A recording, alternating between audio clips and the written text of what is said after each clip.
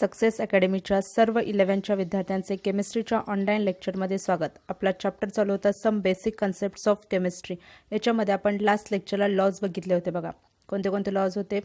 Law of conservation of mass statement किंवा तो law state and explain, law of conservation of मास असा question पडतो, किंवा लॉ ऑफ डेफिनाइट प्रपोर्शन, त्यानंतर law of multiple proportion. हे 3 law study केले होते. परत एकदा ते रिवाइज करा, परत बघा लॉ, परत एकदा व्हिडिओ बघा व्यवस्थित, ते लॉचे स्टेटमेंट आणि लॉ समजून घ्या. MCQ मध्ये पण त्याच्यावर क्वेश्चन असतात त्या लॉजवर.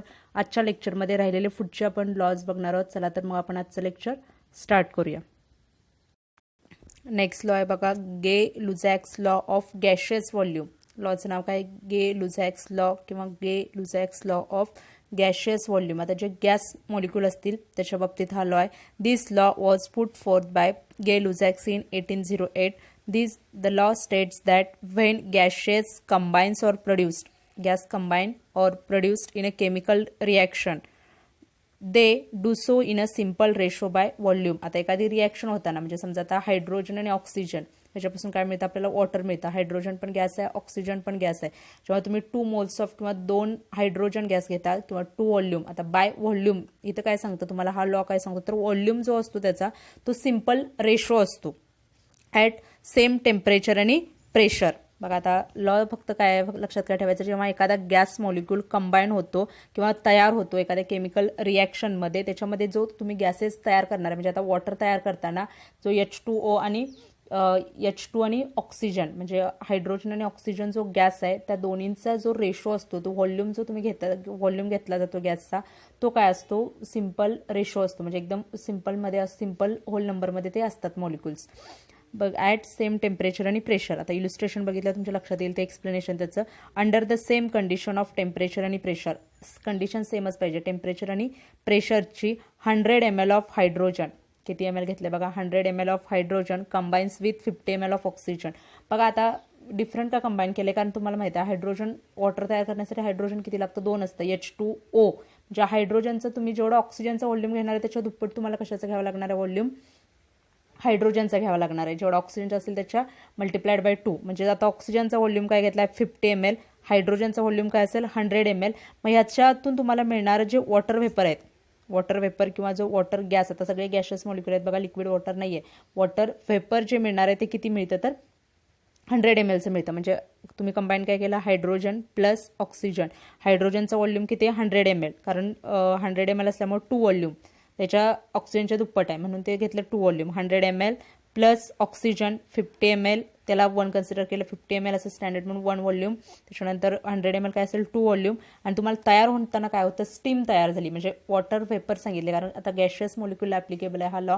म्हणून आता वॉटर पण जे काय घेतलं गॅस फेजमधलं आहे बघा, त्या वॉटरच्या पुढं स्टेट लिहिली आहे G, ते असतं गॅस. मग ती काय गॅशियस फेजमध्ये किंवा स्टीम आहे, वॉटर व्हेपर आहे. मग ते स्टीम तुमचं किती व्हॉल्यूममध्ये प्रोड्यूस होतं तर 2 व्हॉल्यूममध्ये, म्हणजेच 100 ml प्रोड्यूस होतं. म्हणजेच काय असणार आहे? 50च्या मल्टिप्लाइड बाय 2 आहे, म्हणजे काय ते 2 व्हॉल्यूम.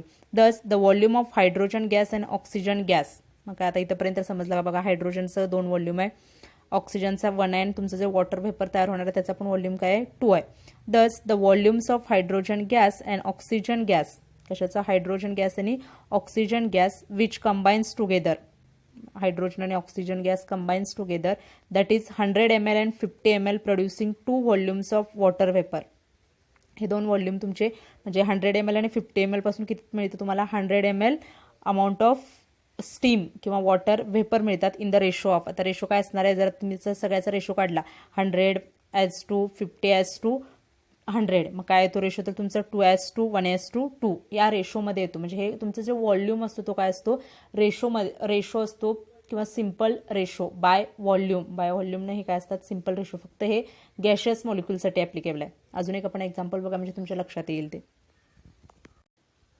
हे बघा, 1 लिटर ऑफ नायट्रोजन गॅस. आता अमोनिया प्रोडक्शन आहे, अमोनिया पण काय असतो? गॅसच असतो. 1 litre of nitrogen gas combines with 3 litre of hydrogen gas. आता अमोनियाचं स्ट्रक्चर काय असतं? NH3. हा जो मॉलिक्यूल असतो त्याला म्हणतात अमोनिया. मग N म्हणजे एक नायट्रोजन आहे तुमचा, NH3 म्हणजे काय? 3 हायड्रोजन्स आहेत. मग इथं तुमचं हायड्रोजनचं वेट किती घ्यायला लागणार आहे तुम्हाला 3 लिटर. जर तुम्ही नायट्रोजन 1 ठेवलं तर हायड्रोजन किती घ्यायला पाहिजे मल्टिप्लाइड बाय 3. आता तिथं ऑक्सिजन आणि हायड्रोजन होतं. ऑक्सिजन 1 होता, H2O मॉलिक्यूल आपण तयार करत होतो, H2 2, त्यामुळे मल्टिप्लाइड बाय 2 करत होतो. पण इथं जेवढा तुम्ही नायट्रोजनचा व्हॉल्यूम घेणार आहे त्याला मल्टिप्लाइड बाय 3 कशाचं घ्यावं लागणार आहे तुम्हाला हायड्रोजनचा व्हॉल्यूम. तर तुमचं तयार होताना काय होतं बघा, जर नायट्रोजन प्लस हायड्रोजन म्हणजे N2 प्लस 3H2 रिॲक्शन कशी असते बघा. ही रिॲक्शन तिथे दिलेली नाही आहे पण मी सांगते, तुम्ही ती लिहा रिॲक्शन. N2 म्हणजे nitrogen gas, N2 plus 3H2 gives twice of NH3. म्हणजे तुम्हाला 2 मॉलिक्यूल अमोनियाचे मिळतात. म्हणजे रिॲक्शन बॅलन्सिंगसाठी ते केले twice of NH3. N2 plus 3H2 gives twice of NH3 ही रिॲक्शन होते म्हणजे तुम्हाला अमोनिया मॉलिक्यूल मिळतो. मग आता याच्यामध्ये N2 किंवा नायट्रोजन गॅस जर तुम्ही 1 लिटर घेतला तर हायड्रोजन गॅस किती घ्यायला लागतात 3 व्हॉल्यूमचा. मग अमोनिया जो त्याच्यामध्ये प्रोड्यूस होतो तो काय मिळतो तो 2 लिटरचा तयार होतो. आता याचे व्हॉल्यूम जर काढले तुम्ही 1, 3 आणि 2 हा काय येणार आहे तुमचा हाच रेशो येणार आहे. That's the volume of nitrogen gas and hydrogen gas which combines together that is 1 litre nitrogen आणि 3 litre hydrogen and volume of ammonia gas produce that is 2 litre. याच्यापासून काय मिळतो तुम्हाला जो अमोनिया जो मिळणार आहे याच्यापासून तो 2 लिटर मिळतो. मग याचा रेशो काय असणार आहे 1:3 3:2. हाच फक्त काय गे-लुझॅक्स लॉ ऑफ गॅशियस व्हॉल्यूमच्या बाबतीतला हा लॉ आहे. मला वाटतं हा समजला असेल लॉ. याच्यानंतरचा आता आपण नेक्स्ट लॉ बघूया. लास्ट लॉ आहे ॲव्होगॅड्रो लॉ. तर हा लॉ काय आहे बघा. In 1811 Avogadro proposed that equal volumes of all gases at the same temperature and pressure contains equal number of molecules. आता हे मोल मॉलिक्युल्स मला वाटते माहित असेल तुम्हाला. मॉलिक्युल्स म्हणजे त्याच्यामध्ये जेवढे ॲटम्स किंवा मॉलिक्युल्स असतील सगळ्यात स्मॉल युनिट म्हणतो आपण मॉलिक्युल्स. मग ते काय असतं equal volumes of all gases. Equal व्हॉल्यूमला all gases at the same temperature. कशाला same temperature and pressure contain equal number of molecules. जर तुमचं व्हॉल्यूम इक्वल असतील म्हणजे आता जर आता एक्झाम्पल बघा म्हणजे तुमच्या लक्षात येईल बघा. If we consider the reaction of hydrogen and oxygen to produce water vapour. ज्या अगोदर आपण रिॲक्शन बघितली तीच हायड्रोजन आणि oxygen to produce water vapour. मग आता हायड्रोजन काय गॅस आहे आपण किती घेतलं होतं 100 ml. ऑक्सिजन पण गॅस आहे 50 ml. मग वॉटर तुम्हाला काय मिळतं 100 mlचं वॉटर मिळतं तिथं त्या रिॲक्शनमध्ये. मग व्हॉल्यूमनुसार आपण जो गे-लुझॅक लॉ सांगितला बाय व्हॉल्यूम ह्याचं जर कशाचा व्हॉल्यूम आपण ऑक्सिजनचा काय व्हॉल्यूम कन्सिडर केला 1 व्हॉल्यूम कन्सिडर केला. अकॉर्डिंग टू ऑक्सिजन हायड्रोजन किती आहे 100 ml आहे. मग किती असणार आहे तो 2 व्हॉल्यूम. वॉटरचं पण काय होणार आहे 2 व्हॉल्यूम होणार आहे. हा झाला तुमचा गे-लुझॅक्स लॉ. मग आता तो जो तुमचा 1 व्हॉल्यूम आहे त्याला काय कन्सिडर केलंय त्यांनी n number of molecules. 1 volume म्हणजेच काय n नंबर ऑफ मॉलिक्युल्स. म्हणजे ॲव्होगॅड्रो लॉ काय सांगतोय जेवढे तुमचे जेवढा व्हॉल्यूम आहे ते काय असणार आहे n नंबर ऑफ मॉलिक्युल्स. आता बघा ऑक्सिजनचा 1 व्हॉल्यूम आहे मग त्याच्यामध्ये मॉलिक्युल्स किती असतील n नंबर ऑफ मॉलिक्युल्स. त्या ऑक्सिजनमध्ये n नंबर ऑफ मॉलिक्युल्स. तेच हायड्रोजनमध्ये काय असतील मग आता ह्याच्यामध्ये ऑक्सिजनमध्ये 1 व्हॉल्यूमला तुमचे n नंबर ऑफ मॉलिक्युल्स असले तर मग हायड्रोजनला किती असतील 2n नंबर ऑफ मॉलिक्युल्स. त्याच्या फक्त मल्टिप्लाइड बाय 2 करायचं 2n नंबर ऑफ मॉलिक्युल्स. वॉटरचे पण काय होतील तेवढेच मिळतील 2n नंबर ऑफ मॉलिक्युल्स. म्हणजेच ॲव्होगॅड्रो लॉनुसार जर 1 मॉलिक्यूल असेल 1 व्हॉल्यूममध्ये 1 मॉलिक्यूल असेल तर हायड्रोजनमध्ये किती होतील तर 2 मॉलिक्युल्स होतील. आणि तुमच्या ह्याच्यामध्ये पण काय येतील प्रोडक्टमध्ये पण किंवा जे वॉटर व्हेपर आहे त्याच्यामध्ये पण काय येतं 2 मॉलिक्युल्स. म्हणजे बघा we see that 2 volume of hydrogen 2 volume hydrogen combine with 1 volume of oxygen to give 2 volumes of water vapour. म्हणजे ऑक्सिजनचा 1 व्हॉल्यूम आणि हायड्रोजनचे 2 व्हॉल्यूम हे दोन्ही कंबाईन होऊन काय मिळतात 2 molecules of water vapour without leaving any unreacted oxygen. म्हणजे ह्याच्यातून कोणताच अनरिॲक्टेड ऑक्सिजन बाहेर पडत नाही. According to Avogadro law. आता इथून ॲव्होगॅड्रो लॉ चालू झाला बघा. अकॉर्डिंग टू आता तुम्हाला जास्त कोणी एक्सप्लेन त्याचं स्टेटमेंट लक्षात ठेवायचं आणि एक्सप्लेनेशनमधला एक पॉईंट किंवा एखादं ही रिॲक्शन देऊन एक्झाम्पल एक्सप्लेनेशन देता आलं पाहिजे. According to Avogadro law if 1 volume contains n molecules. मग असे सांगितले मी अकॉर्डिंग टू 1 व्हॉल्यूम म्हणजे काय करायचं n मॉलिक्युल्स. देन मग हायड्रोजनचे किती होतील 1 व्हॉल्यूम तुमचं ऑक्सिजनचं काय येणार n नंबर ऑफ मॉलिक्युल्स किंवा n मॉलिक्युल्स. मग ऑक्सिजनचे किती हायड्रोजनचे किती येतील 2n नंबर ऑफ मॉलिक्युल्स. त्याला फक्त multiplied by 2 combine with molecules of oxygen to give 2n molecules of water. समजलं का बघा. जर तुमचा 1 व्हॉल्यूम आहे त्याला फक्त काय कन्सिडर करायचं n नंबर ऑफ मॉलिक्युल्स. जेवढे आता मॉलिक्यूल किती आहेत तुम्हाला माहित नाही नंबर माहित नाही तुम्हाला मॉलिक्युल्सचा म्हणून त्यांनी काय म्हटलं n नंबर ऑफ मॉलिक्युल्स. म्हणून ऑक्सिजनचे n नंबर असतील तर हायड्रोजनचे किती होतील 2n नंबर ऑफ मॉलिक्युल्स. तसेच वॉटर वेपरचे पण काय येतील 2n number of molecules. Therefore, 2 molecules of hydrogen gas combine with 1 molecule of oxygen. म्हणजे 2 molecules of hydrogen gas, त्या molecule शब्दाला बघा 2 molecules 2n number of molecules आपण म्हटलं होतं. म्हणजे आता इथं फक्त 2 कन्सिडर केले, तो n नंबर आपल्याला माहित नाही किती असेल ते त्याला आपण मल्टिप्लाय करणार 2 इंटू तो नंबर. म्हणजे therefore 2 molecules of hydrogen gas combine with 1 molecule of oxygen to give 2 molecules of water vapour. म्हणजे जर तुम्ही 2n नंबर म्हणत होता किंवा आपण n नंबर ऑफ मॉलिक्युल्स म्हणत होते तर काय घेतलं 2 molecules of hydrogen gas combines with 1 molecule of oxygen to give 2 molecules of water vapour. Avogadro could explain the above result by considering the molecules to be पॉलिॲटॉमिक. म्हणजे याच्यामध्ये पॉलिॲटॉमिक molecule असतील, diatomic पॉलिॲटॉमिक हे molecules आहेत. मग ते पॉलिॲटॉमिक मॉलिक्यूलमध्ये हे कन्सिडर केलं. पण आता तुम्हाला लक्षात काय ठेवायचं आहे Avogadro लॉ म्हणजे जेवढे तुमचे गॅशियस व्हॉल्यूम असतो, तो गॅसचा व्हॉल्यूम असतो, त्या व्हॉल्यूममध्ये काय असतात तेवढे सेम नंबर ऑफ मॉलिक्युल्स असतात. म्हणजे जे 1 व्हॉल्यूम आपण म्हणतो तिथं काय असतं n नंबर ऑफ मॉलिक्युल्स असतात. किंवा एक व्हॉल्यूम म्हणजे 1 लिटर किंवा 1 व्हॉल्यूम असेल तिथं काय असणार तुमचं 1 मॉलिक्यूल असतात. एवढं फक्त इथं लक्षात ठेवा. परत एकदा बघा हा लॉ. त्यानंतर आपण नेक्स्ट बघूया एक थेरी आहे डाल्टन थेरी. किंवा आता खाली तुम्हाला एक हे दिसते बघा, ह्याच्यावरनं कळेल पण तुम्हाला. तर ॲव्होगाड्रो जर मॉलिक्यूल जर बघितला तर बघा 1 व्हॉल्यूम ऑफ हायड्रोजन. बघा आता इथे दिलाय 1 व्हॉल्यूम ऑफ हायड्रोजन 1 क्यूब म्हणजे तो 1 व्हॉल्यूम दिलाय. प्लस पुढं पण काय तुमचा 1 व्हॉल्यूम ऑफ हायड्रोजन. समज दिसते का बघा इथं हायड्रोजन 1 व्हॉल्यूम ऑफ हायड्रोजन आहे. इकडे पण आहे 1 व्हॉल्यूम ऑफ हायड्रोजन. परत एक काय आला 1 व्हॉल्यूम ऑफ ऑक्सिजन. म्हणजे आता हा 1 आणि हा 1 असे टोटल किती झाले तुमचे 2 व्हॉल्यूम झाले आहे का. 2 volume of hydrogen plus 1 volume of oxygen. तर 2 व्हॉल्यूम आहे म्हणजेच काय तुमचे 2 मॉलिक्युल्स आहेत. जेवढं व्हॉल्यूम तेवढे काय असणार आहेत मॉलिक्युल्स असणार आहेत. हेच सांगतो ॲव्होगाड्रो लॉ. म्हणजे 2 molecules of hydrogen 1 molecule of oxygen काय मिळणार तुम्हाला 2 व्हॉल्यूम ऑफ वॉटर वेपर आहे म्हणजे 2 molecules ऑफ वॉटर वेपर. जेवढा तुमचा व्हॉल्यूम असेल तेवढंच काय असतं मॉलिक्युल्स असतात ॲट सेम टेम्परेचर आणि प्रेशर. ही कंडिशन आहे. आत्तापर्यंत आपण टोटल 5 लॉ बघितले बघा. Law of conservation of mass, त्यानंतर law of definite proportion, then law of multiple proportion, Gay Lussac law आणि लास्ट कोणता होता ॲव्होगाड्रो लॉ. हे लॉ 5 लॉ आहेत. यातला कोणताही एक law state and explain question असतो त्याच्यावर. त्याच्यानंतरचा नेक्स्ट पार्ट आहे डाल्टन ॲटॉमिक थेरी. आता डाल्टनची जी ॲटॉमिक थेरी तो पार्ट बघूया आपण. In 1808, Dalton published a new system of chemical philosophy in which he proposed the following features, which later become famous as a Dalton atomic theory. म्हणजे त्याने एक असं फिलॉसॉफी पब्लिश केली होती आणि त्याच्यामध्ये काहीतरी फीचर्स म्हणजे कॅरेक्टर्स दिले होते आणि तीच थेरी परत डाल्टन ॲटॉमिक थेरी म्हणून फेमस झाली.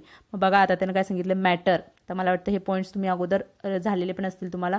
बघा काय काय आहेत. Matter consist of tiny indivisible particle called atoms. म्हणजे कोणताही एखादा पदार्थ किंवा मॅटर त्याच्यामध्ये एकदम स्मॉल कण असतात.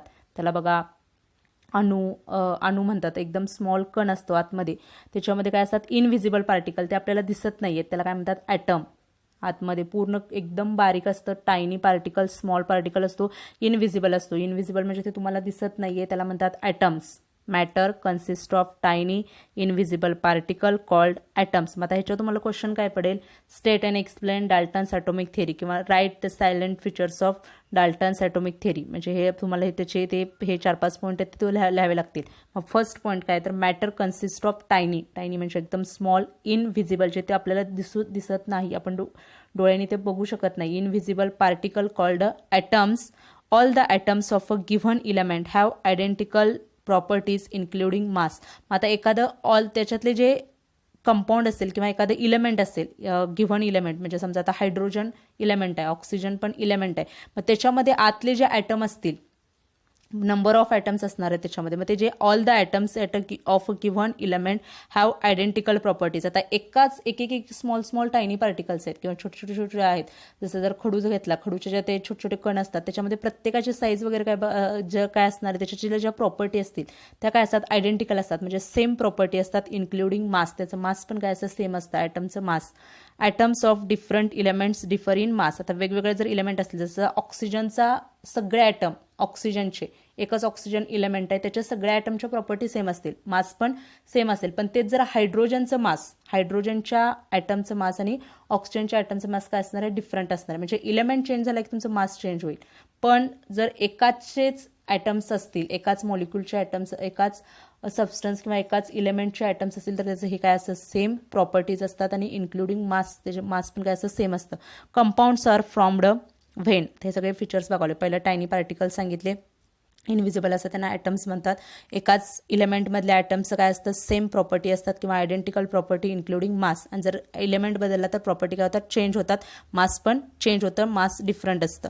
थर्ड आहे बघा, compounds are formed when atoms of different elements combine in a fixed ratio. म्हणजे कंपाऊंड्स तयार होताना काय होतात, ॲटमचे जे डिफरंट इलेमेंट्स असतात ते काय होतात, फिक्स्ड रेशोमध्ये कंबाईन होतात. म्हणजे एखादा तुमचा आता कंपाऊंड, म्हणजे मी सांगते वॉटर, H2O काय तुमचं एक कंपाऊंड आहे, मग त्याच्यामध्ये हायड्रोजन आणि ऑक्सिजन हे दोन्ही इलेमेंट आहेत. मग घेताना तुमचं फिक्स नंबर ठरलेला आहे, हायड्रोजन 2च मॉलिक्यूल येणार किंवा 2 ॲटम येणार हायड्रोजनचे, आणि ऑक्सिजनचा काय येणार, एकच येणार. ह्याला काय म्हणतात, तर फिक्स्ड रेशो, हा रेशो ठरलेला आहे 2:1 हा रेशो. म्हणजेच compounds are formed when atoms of different elements combined in a fixed ratio. त्या फिक्स्ड रेशोमध्ये कंबाईन झाल्यानंतरच तुमचं कंपाऊंड तयार होतं. Chemical reactions involve only the reorganisation of atoms. आता केमिकल रिॲक्शन म्हणजेच काय असतं बघा, जसं हायड्रोजन आणि ऑक्सिजन ह्या दोन गॅसची रिॲक्शन होऊन तुम्हाला H2O मिळतं. म्हणजेच काय होतं, त्याचं रिऑर्गनायझेशन, जो आधीचा इलेमेंट आहे ते एकमेकांमध्ये मिक्स होतात आणि केमिकल रिॲक्शन होते.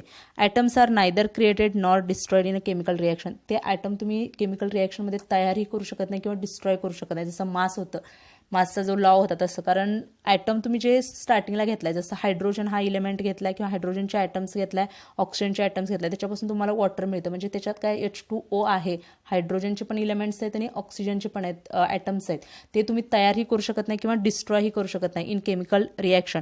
Dalton theory could explain all the laws of chemical combination. आता केमिकल कॉम्बिनेशन म्हणजे काय असतं, एखादी रिॲक्शन होताना आपण म्हणतो एक रिॲक्टंट दुसरे दोन एक आणि 1 or more सबस्टन्स ॲड होतात आणि दुसरं आपल्याला थर्ड कंपाऊंड मिळतं.